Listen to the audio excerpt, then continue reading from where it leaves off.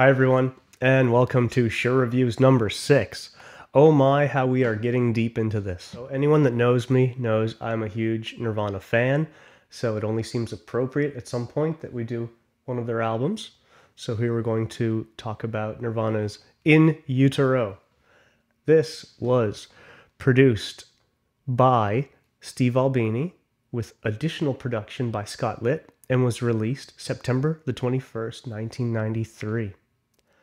It is their second major label full-length release, and it followed on the heels of a compilation of their older material called Insecticide,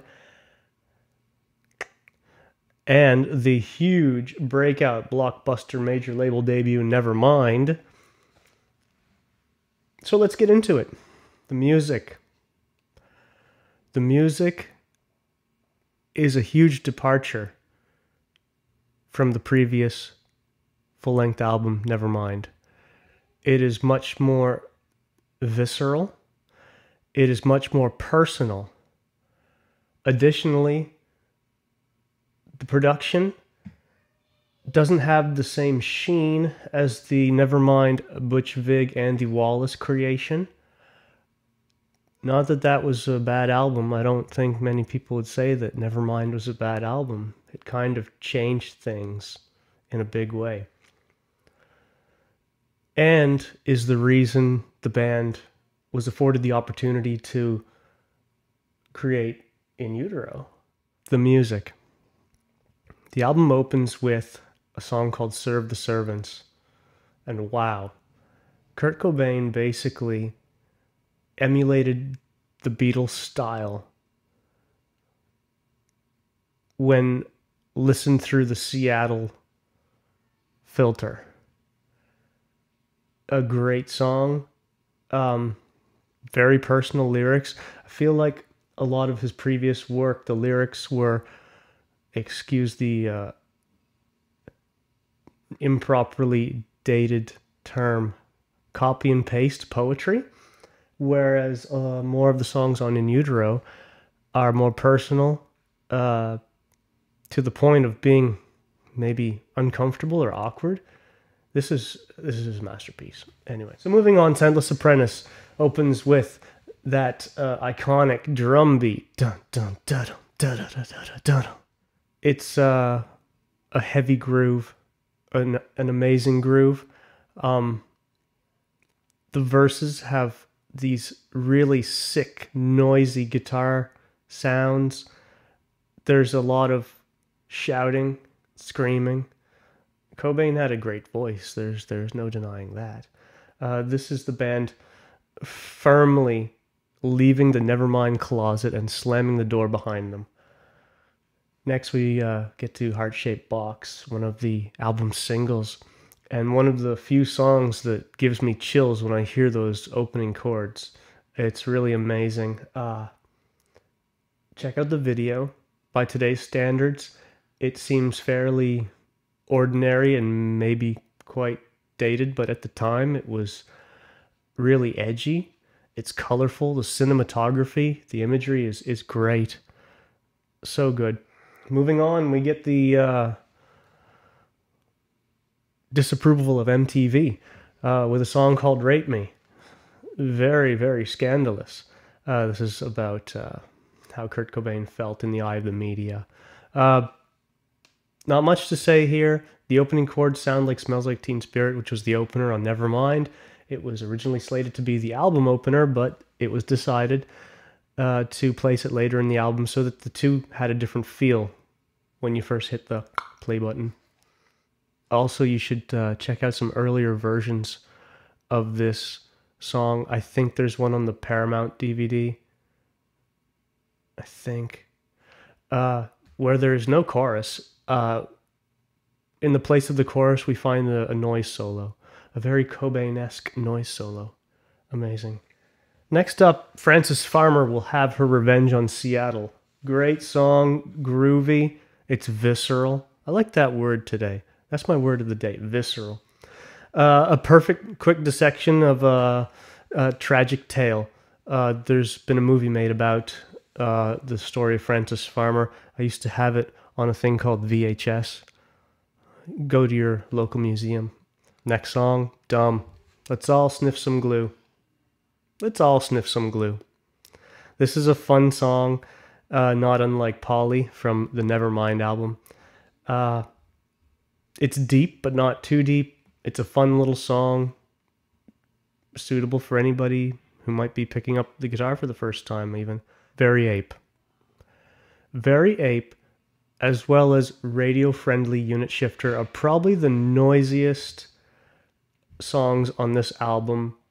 Maybe Tourette's also, we'll get to that in a second. Very Ape and Radio-Friendly Unit Shifter were two of the songs from this album that it took me so long to just get it. I would say that it's only been the last few years that I've actually been able to appreciate these songs. They're not so musical.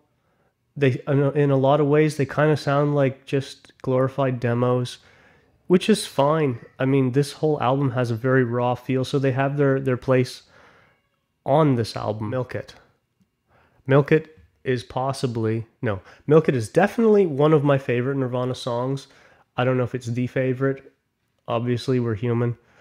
Our likes tend to shift and sway with our evolution. Amazing song. This starts with what sounds like a directionless guitar riff over a really grooving bass line and purposeful drums. This band was so cohesive. Only to have perhaps one of the most amazing heavy riffs ever written. I hope that's not an overstatement. I don't want my indie cred to go to shit.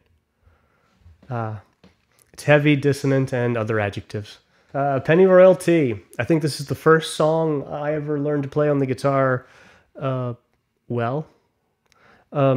This was briefly released as a single, but I might have my timeline messed up, but I think Kurt Cobain's suicide led to the single being not pressed anymore.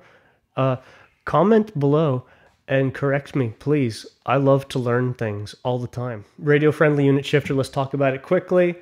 This is where the script jumps the shark. It's heavy, it's noisy, it's propulsive. Next we get to Tourette's. I love this song.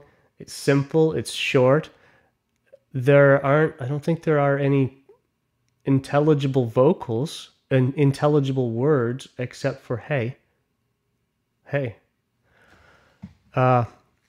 It's witnessing the musical equivalent of a nervous breakdown, it almost seems. The album closes with All Apologies. Was this a single? I think this was a single. See, this is one of those albums where I should be able to sit and talk about in depth for an unending amount of time, but I find myself concocting these scripts and bullet points. The one I've got in front of me right now, I wrote last night, and I can barely read my own handwriting. And really, if I was to read exactly what was on the pages, you would come out of this video no more knowledgeable of this album than when you went in. So go me. Billy Shakespeare strikes again. All Apologies, great song. Introspective. It went through several incarnations early on. I think this song was about 2 years old by the time it was released. I have the vinyl. At the time I got the vinyl, I was hoping to get a somewhat elusive German pressing. When, again, in the comment section, you can correct me. I believe that Geffen of Germany sent in a request for the master tape so they could press a vinyl version, and the wrong tapes were sent. The pre-Scott lit remixes were sent and pressed to vinyl. They sound great, as does the official release. The difference being that the Scott Litt remixes have additional overdubs on 3 of the songs: Penny Royalty, Heart Shaped Box, and Comment. And I also have here, this is the 20th anniversary edition that's got all the stuff, because you got to have the stuff, right? The demos, the remixes, the outtakes. You got to have the stuff. This is one of the most true to the artist releases in the history of commercial music. It's Seattle. It's heroin. It's art. Maybe it's not heroin. No, it's heroin. So thanks for watching. Thumbs up, subscribe, comment, and next time maybe we'll review heroin.